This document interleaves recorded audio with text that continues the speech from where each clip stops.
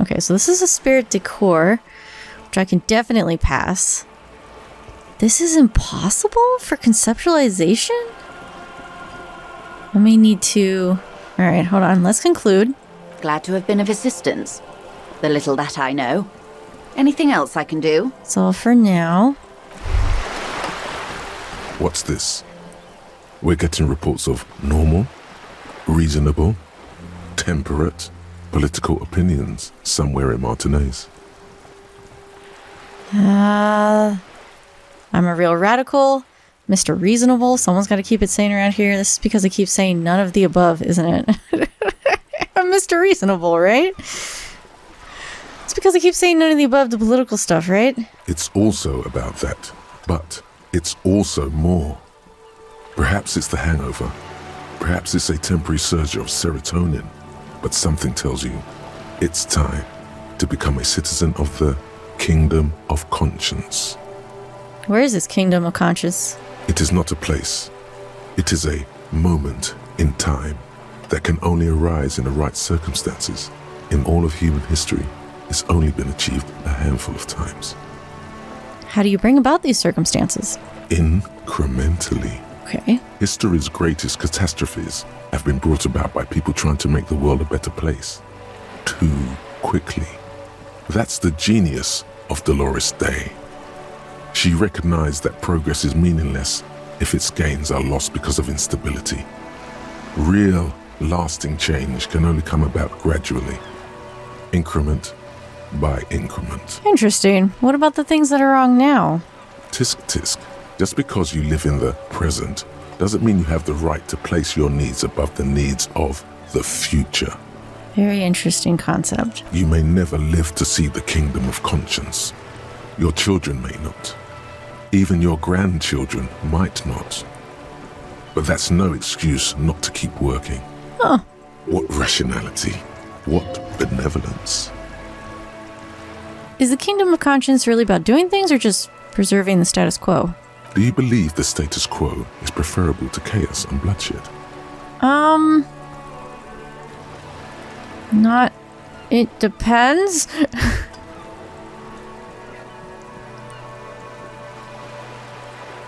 Then you've never lived through real chaos. That is very true.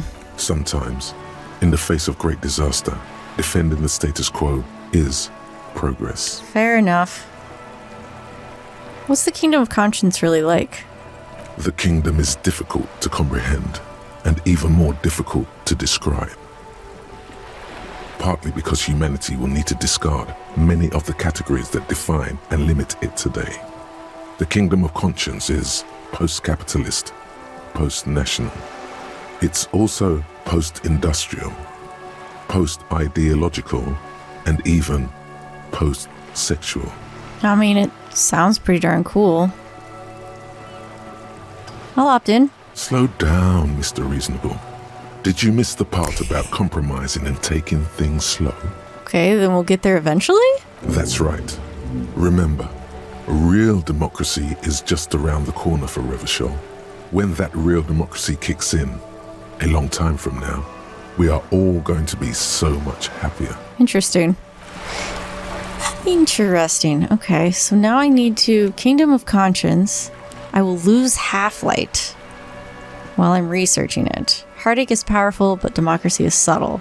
Incrementally, you begin to notice a change in the weather. When it snows, the flakes are softer when they stick to your worry-worn forehead. When it rains, the rain is warmer. Democracy is coming to the administrative region. The ideals of DeLorean humanism are reinstating themselves. How can they not? These are the ideals of the Coalition and the Moralist International. Those guys are signal blue, and they're not only good, they're also powerful. What will it be like once their nuanced plans have been realized? Oh, I can unlock. Okay. Let's forget Aces High, unfortunately. I'm going to go ahead and do it. And I'm going to put Kingdom of Conscience in there. Because it sounds cool. I also realized that I need to do the 15th. Oh no, this is in here. Okay, cool. Alright.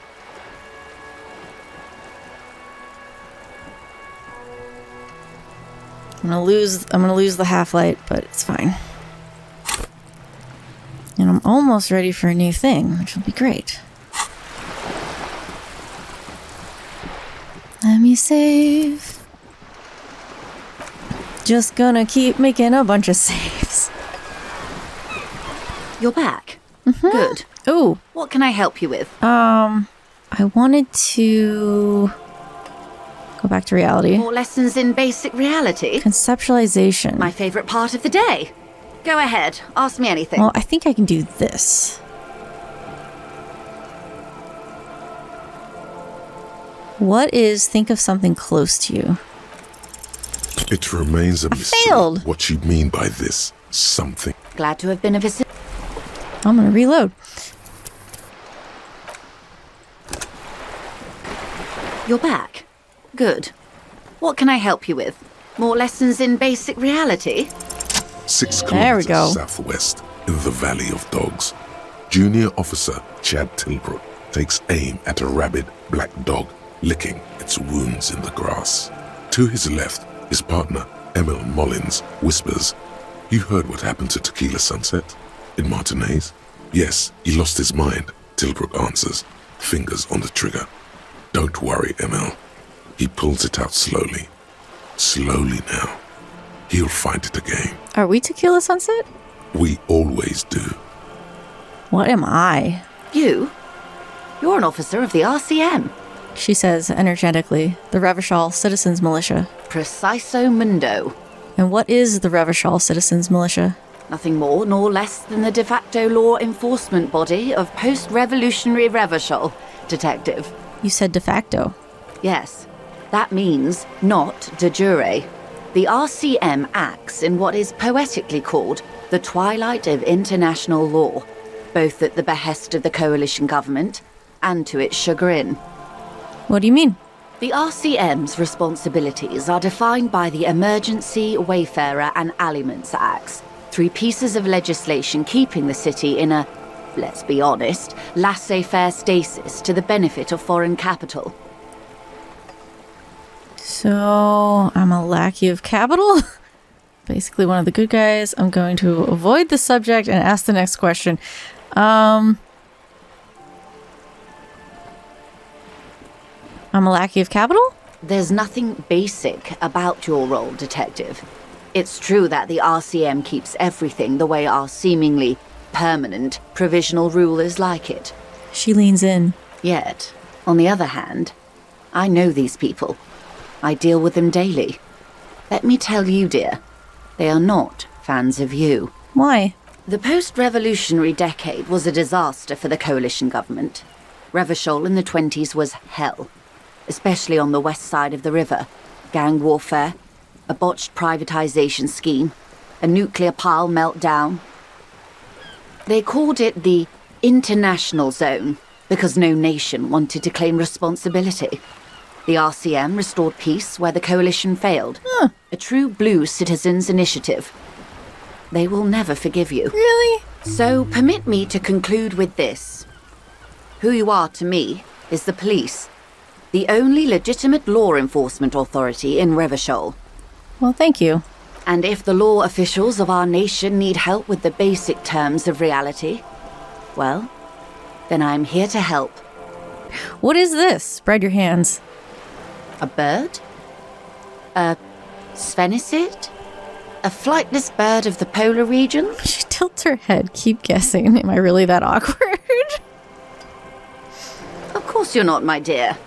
I'm just terrible at guessing games. I meant, what is this place here? Ah. This is the pier of Rue de Saint-Ghislain, 33A, where the tenants have been kind enough to rent me a slot. Or 2. She looks around. What is the Rue de Ghislain 33A? A pre-revolutionary tenement. Old buildings are called tenements, you see. And new buildings, bâtiments. After les bâtiments nouveaux. But 33A and 33B are not nouveaux. They're old. She looks up at the crumbling facade. This one used to be 8 to 10 stories tall. A real high-rise by the standards of the last century. Built to mirror the skyscrapers across the bay in the Delta. That was before the war, of course. Who lived in them? Mostly the urban middle class, I believe. This was once primo real estate, before the cannons lopped 4 or 5 stories off. Splat, splat. From a dilapidated balcony, Cindy the Skull gives Joyce the evil eye, her red paintbrush held to her throat. Wonderful. You could hear a conversation. What is that? Point to Cindy the Skull. The girl in the old lady rags. Yes. Looks like a sullen and rebellious member of a teen infraculture. Infraculture? Yes. You and I belong to the supraculture. We're common, the herd. The music on the radio, the food in the chain restaurant, those are all too popular for the girl in the old lady rags. She prefers a fantasy world, an infraculture with its own dress code and vernacular. It is an illusion, I'm afraid. There is no refuge from the supraculture. Okay, now explain the same thing but to a child. Young people who dye their hair funny colours and wear old people's clothes are stupid, and their little rebellion is self-defeating. Okay. All right. What next? Why is my conceptualization so low? Glad to have been of assistance. The little that I know. Okay. Anything else I can do? Except for a moment. Do I have stuff that's hurting conceptualization?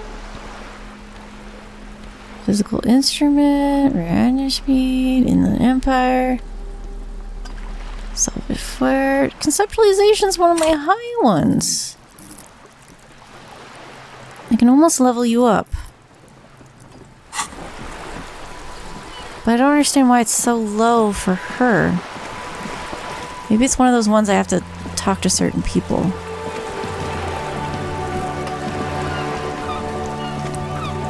See if she has anything to say.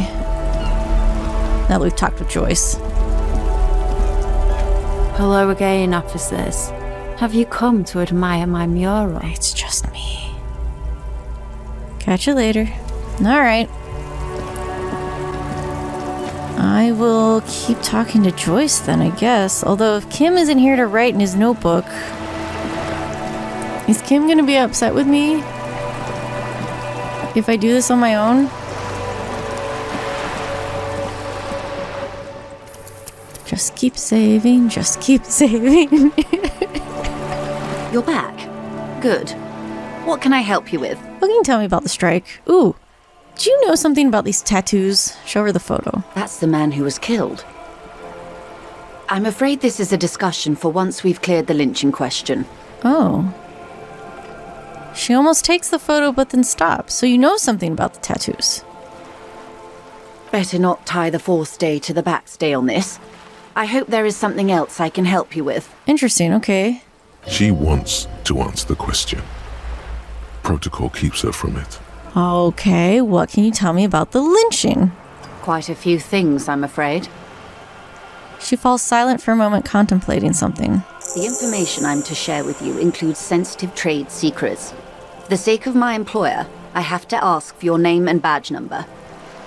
Why is this necessary? I just can't go around telling confidential information to strangers. I've signed a contract. I don't have a badge at the moment. What happened to it, Detective? Awkwardness washes over the conversation. The woman doesn't like this turn of events. Remember when my partner told you I recently suffered from an unusual medical episode? My lost badge is related to it. I see. So, are you saying you lost your badge during the course of this episode? I could have eaten it. For all I know, I don't remember anything. I don't think I need to admit a night of... yes? I can't hear you, darling. Speak up, please. It's possible... after a night of heavy drinking, I lost all memory of my life in the world. Oh, dear. I suppose this does explain some of the more curious turns in our conversation. She sighs with compassion, sadness even. She must have been suspecting something for a while now. What about Kim's badge? However, this isn't about my feelings. There's also protocol to consider. I'm afraid I can't say any more until I've seen that badge. She says with a touch of regret. Hang on. She's a professional negotiator. She should be open to some sort of mutually beneficial arrangement. What kind of arrangement? I mean, favors for favors. A dirty alliance of some sort. Consider this. Perhaps she has been planning it all along. That you convince yourself into colluding with her. Okay, how do I negotiate my way out of this? Easy. Just offer her a favor. Like I said, nice and dirty. Surely there's some other way to demonstrate my law enforcement credentials. I will be frank with you. If I'm going to break protocol, I need to be able to justify it to my superiors. They're going to want to see something very tangible. She puts down her thermal cup. You're in, but expect her to drive a hard bargain. Like what? Reports from inside Terminal B suggest it's a hub for the local drug trade. This is an open secret in Martinez. The Union controls the terminal, so it goes to reason. The company has tried looking into this matter before, to no avail. Perhaps someone with your authority and resources might turn over the right stones. Or you can recover your badge. Though if I may be blunt with you, it sounds like that may be a lost cause. All right, tell me about this alleged drug trafficking. It's quite straightforward. Someone is using Terminal B to smuggle raw ingredients from the Samaran Isola into Revachol with the Union's blessing. Wild Pines has suspected it for years. What kind of ingredients are we talking about? Meth and dextroamphetamine, GBL, and various synthetic psychedelics. Honestly, it might be quicker to say what you can't make from the stuff. So the materials come from Samara to Revachol through the terminal? Yes. After they clear the terminal, we lose track. The actual production is taking place at various sites in and around Jamrock Quarter, north of here. You want us to investigate? Yes, but you won't get anything out of Evrat and the Dock Workers Union. Still, every chain has its weak link. She raises her bony finger. The handoff. The motor lorries at the roundabout. The lorries. Precisely. Someone needs to move the ingredients from the harbour into the city. Once they reach Jamrock, they're distributed to a network of local manufacturers well beyond our grasp. But in transit, they're vulnerable. Perhaps you've noticed that a number of lorries are tangled in a traffic jam at the roundabout just now. Interview the drivers who are still hanging about. One of them might be waiting for a crucial shipment. She gives you a knowing look. I'll be explicit. If you find this driver, I will share company secrets with you. Okay. Uncovering Union secrets could also give you an upper hand when dealing with them. Oh, why didn't you come to the RCM earlier? We did. On more than one occasion. Apparently, there's some sort of inter-precinct disagreement about whose jurisdiction this area falls under. It's not really my area. I just want to get to the bottom of this. Well, here's your chance. She smiles and points toward the roundabout. It's no coincidence the lorries are stranded like this, is it? No. We asked East Motor Track to raise the drawbridge. The road company is a partner of one of our subsidiaries. However... She pauses, looking into the sea. This is a limited time opportunity. Once the complaint has been processed by the Trade Committee, they'll have no choice but to lower the drawbridge, and the operation will continue. She looks north. Thousands of litres of raw ingredients will pour onto the streets of Revachol. Not the east across the river, but the west. The vulnerable. The weary. What proof do you have the Union is involved? How do you think they're financing this strike? There are thousands of unpaid dock workers going strong for the 4th month straight. It's true they drove a number of the local businesses to bankruptcy preparing for this venture. I've talked to a few business owners. It was quite the shakedown. But the contents of a few cash registers cannot provide for 2,000 men. I was wondering how that was working. So you think the strike is being funded with source ingredients for drugs? Precisely. Smuggled out of that very gate at night, most likely, then loaded onto lorries and driven to Jamrock. You simply need to find one driver who will open up to you. It sounds like she tried looking into it herself, though she's clearly not the type your typical lorryman would confide in. All right.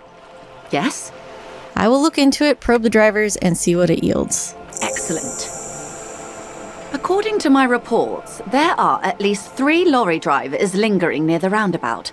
Hopefully one of them will know something. It may come to nothing, or it may just blow the case wide open. I suspect the traffic jam won't disperse for a few more days. You should have the time you need. In the meantime, let me know if there's any other way I may be of assistance. What else can you tell me about the strike? Everything. Right up to, but not including, trade secrets. She smiles. What if I want to hear about trade secrets? First, you'd have to repeal the Emergencies Act of Trade in Aliments. That gives me the right to silence. It's quite the octopus. An octopus, I will slay it. How do I repeal it then? Wouldn't want to disturb an octopus. Better let it be. I will slay it. Good luck. It's only kept in place by the vested interests of half the civilized world, including your own. I'm afraid the Emergencies Act was put in place by the same coalition government that leases the RCM the right to police East Revachol. You'd be shooting yourself in the foot, in other words. She said east, but the text is west. Leave it alone. But I am derailing us. You wanted to know about the strike. What's your role in this precisely? I believe the official title is Senior Labour Negotiator. In practice, I'm a grocery clerk. I relay the union's demands to Wild Pines and return with Wild Pines' counteroffer. And how are these talks going? They're not. That's the problem. The union stopped all negotiations a week ago, after that awful lynching took place. Now they won't even let me into the harbour. There's a 2-meter-20 racist behemoth blocking the gates. Oh, you mean Measurehead? Yes, Jean-Luc Measurehead. She leans back and rolls her eyes. How are the talks going before the hanging? Let's say I was not making the kind of progress I'd hoped for when I first arrived. How long have you been here? I arrived 3 weeks ago. Yes, in the middle of February. The bay was still partially frozen then. I prefer to do these things on site, like the RCM. I wasn't the original negotiator here. I took over after Mr. Gaumont hit a wall with Mr. Clare, the union boss.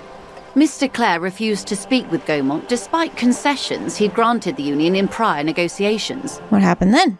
The union won significant concessions, including overtime pay There you go. and a medical plan. There you go. This time their demands are more, I guess you could say, aggressive. I think someone said they wanted half the plant. What happened to this Gaumont? Mr. Clare told him to, how did he put it? She pauses to compose herself. Fuck off, midget. Gaumont is short of stature, you see. Okay then. Yes. Keep in mind, this is a negotiator Mr. Clare has worked with before, and who was more than fair with him and the union. What are their demands? There are leaflets everywhere, and banners. What did they say again? Oh, yes. Every worker, a member of the board. Most of the workers probably don't know what that means. Oh, hey. I like it. Then you might also like their other slogan. Demand democracy. Yeah, sounds good. Personally, I don't think it has the same pizzazzo as every worker, a member of the board. I mean... Does the board really know what the workers have to face? Come on. What exactly do they mean by it, though? What's the demand? It's quite simple, you see. Every time the Wild Pines group makes a decision about what, about anything really, it needs the signature of each of the 2,200 workers in its Martinez terminal. Okay. Just so you understand, this is but one of 22 terminals owned by Wild Pines. Essentially, not only are they kings of the company, they are also kings of the 72,000 employees of Wild Pines Group. That's pretty funny. Workers can't be kings. The king is king. Why don't you elect somebody? King is dead. Long live the workers. Boom. That may well be. It's not up to me to decide who is king, but as negotiations go, it's not a swell start. What are you going to do? I'm not sure. Naturally, I assume that was just their opening position, a hard-nosed tactic with a side of mockery. But there's been no follow-up, just the same nonsensical slogan repeated over and over again. And now, people are getting lynched, I hear. Behind the whirling in rags. A disastrous situation if there ever was one. Did you put the scabs at the gate? The scabs? You mean the huddled masses of Jamrock come to plead for work where the union refuses to? She raises her brow. If they were organised by Wild Pines or its affiliates, then it would be a company secret. I could not share it with you. Not right now, at least.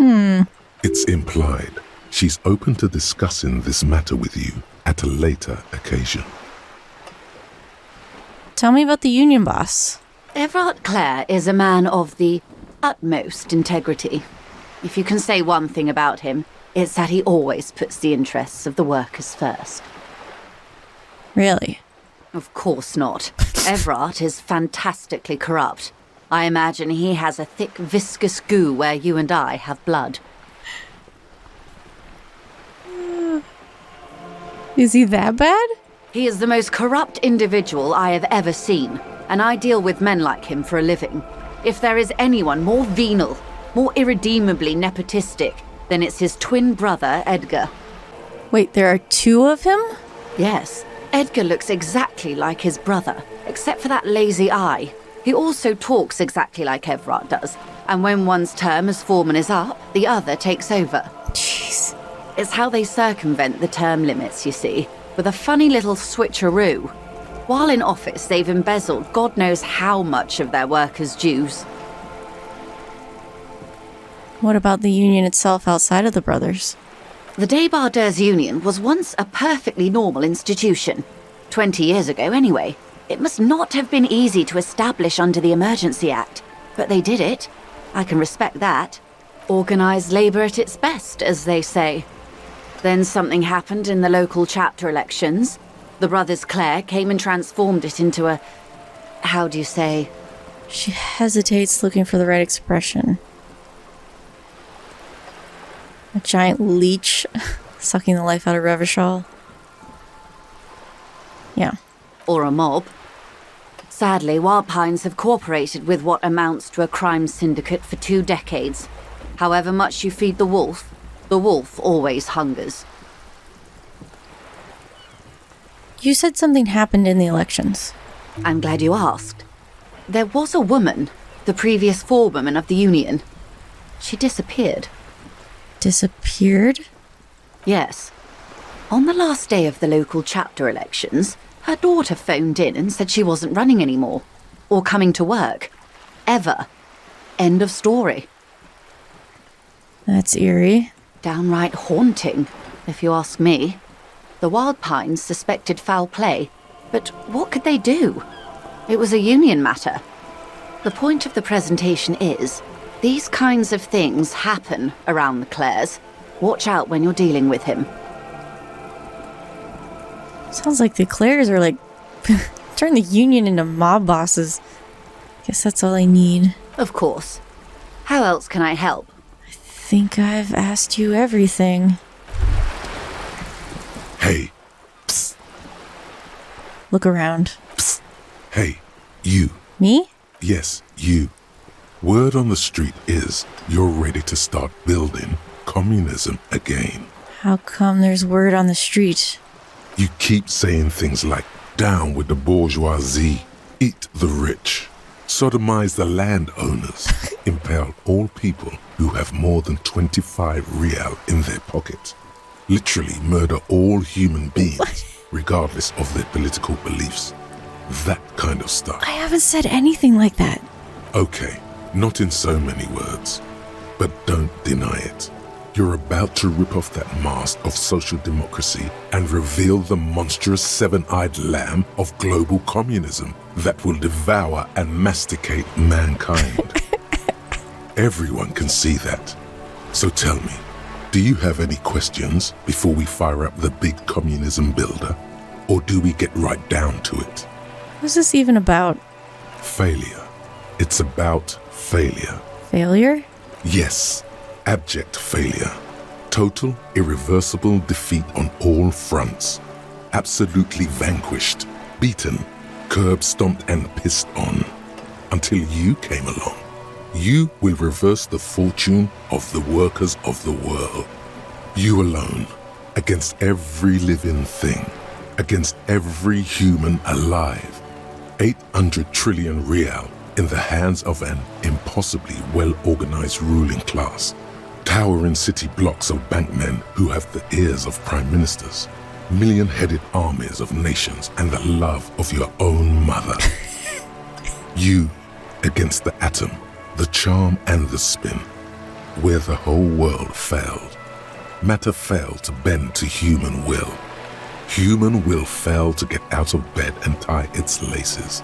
You alone, single-handedly, will rebuild the dreams of the working class. You are the last communist. Now get to work, comrade. I mean, it's too tiring. I don't have it in me. Sure. Oh yeah, get the firing squads and the animal wagons ready. Wait, what? Firing squads? You didn't say anything about those. Too late to back out now. What? You can't make an omelette without breaking a few million eggs. Roll your sleeves up further and breathe in the pristine air. I don't know about this. People think communism was some crazy idea that had its comeuppance 40 years ago. A fever that shook the world, never to return again. They were right until he woke up today. A spiritual corpse responsive only to the call of Commodore Red, prostitutes, and Krasmazov. For him, communism is still a thing. He will single-handedly raise the commune of O2 from the oceanic trench, where it has been resting, covered in ghosts and seaweed. He is the big communism builder.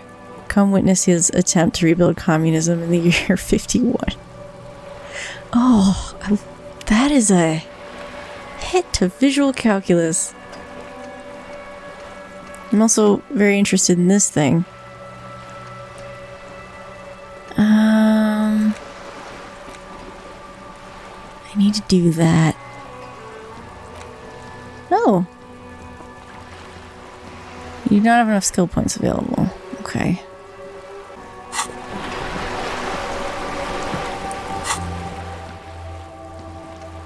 Find more money rent for Gart. Run the number on the victim's armor. Oh! Oh, call. Okay, so call back for info. I was like, didn't we do that? Superstar cop, sorry cop went up. Communist, ultra liberal, and moralist. I'm tied for everything. Good cop, bad cop. I don't know what that means. Okay. No fascism, though. Oh, the guy that was asleep's gone, too. He finally got up. Let's go to bed. The bed is cold and not particularly inviting, but it's yours. The sheets look awful. Crawl in. The sheets feel at once coarse and clammy against your skin. The bed sags beneath your weight as you stretch out and finally close your eyes. And then, sleep doesn't come. But I want to sleep. Obviously, you're in bed with your eyes closed, but it's not happening. Why? Maybe it's the bed's fault. Check the pillow. Its synthetic filling has separated into hard lumps. The pillowcase smells oddly. Check the blanket. It barely covers your toes, stretching over your soft belly. This is your body here, intimate and warm, breathing. Under your thrumming eyelids, you see a dizzying array of colors. You won't get off this carousel quite so easily. Roll over to the other side. It's a little better. Colors, scenes, and half-formed phrases still litter your mind. Part of you is still trying to solve the case, isn't it? Who killed him? Something to do with, what was it that the lieutenant said? Union? And it's gone again. Your thoughts lost between the slowing brain waves. No more thoughts. Fall asleep now. Your breathing steadies. A great silence washes over you until your eyelids twitch in your sleep and images start forming.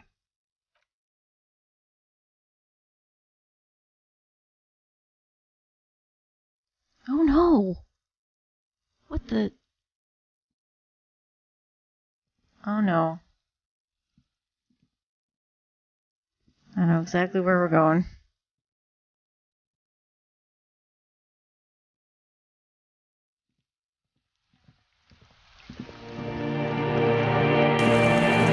it's a disco ball. Oh no. Oh no. Do you remember the scent of your childhood? What is this? What it says on the can, Harry. Answer the question. I remember nothing. Do you remember your wife's hand on your face?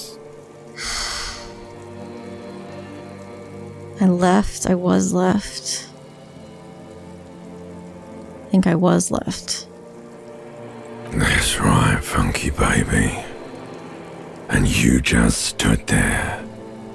One hand on the bottle and the other on your dick. Watching her go. Let it all be dragged away from you. Tell me, where are your friends? Human beings have friends, Harry boy. Where the hell are yours? I can get it all back. No, it's gone. 3 times gone and never coming back.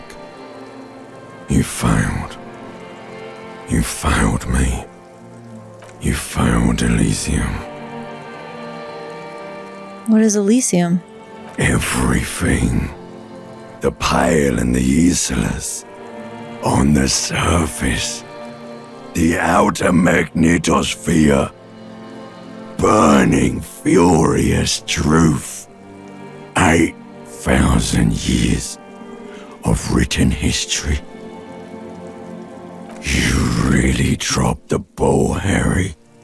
4.6 billion people. And you failed every single one of them. You really fucked up. I've talked to you before. No, Harry. You were just talking to yourself. That's all you ever do. Even in your dreams. And the act is wearing thin. The spots of the disco ball fade around you. You'll be back in those cold snakeskins in no time. Sweating up the bed. Stinky boy.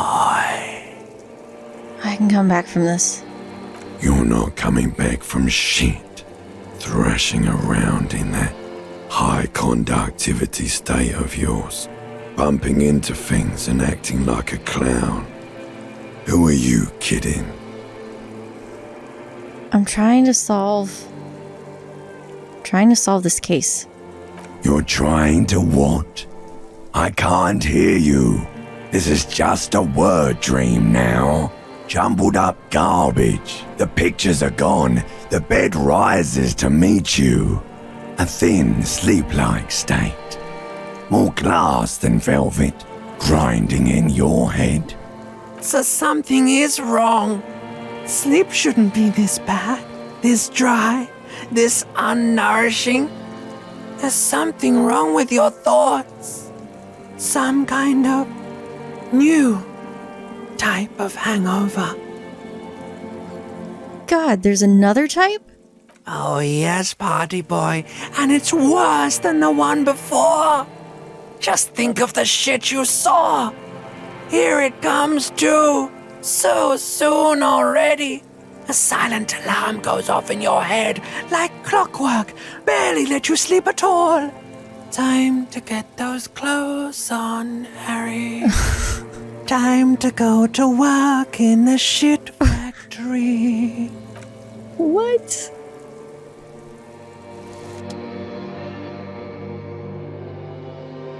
What just happened?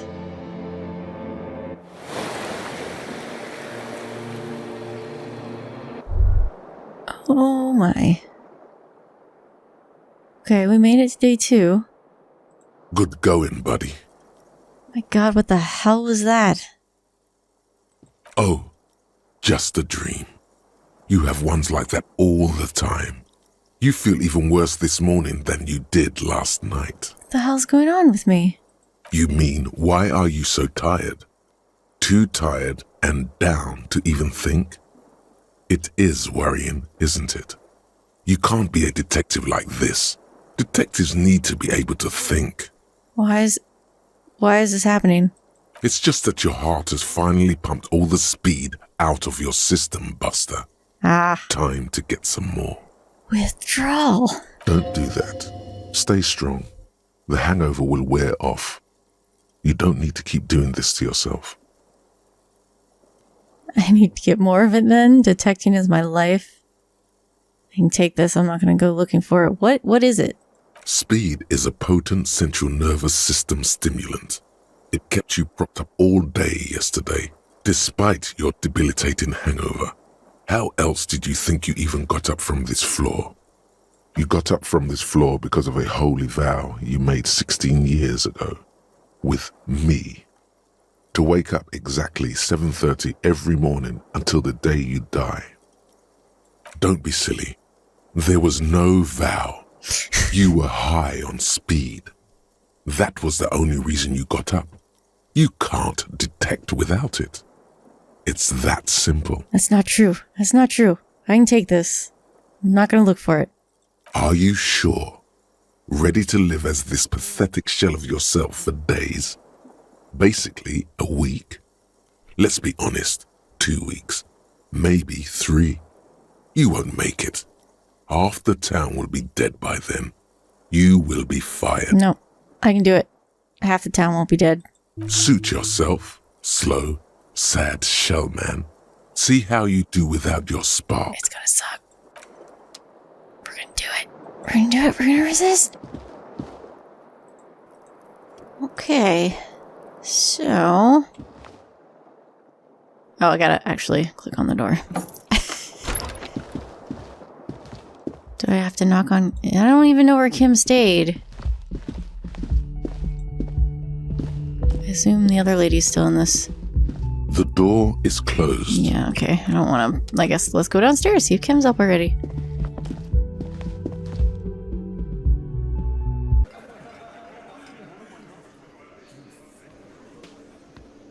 There he is. Talk to Kim. Yeah, no kidding. Good morning. Morning.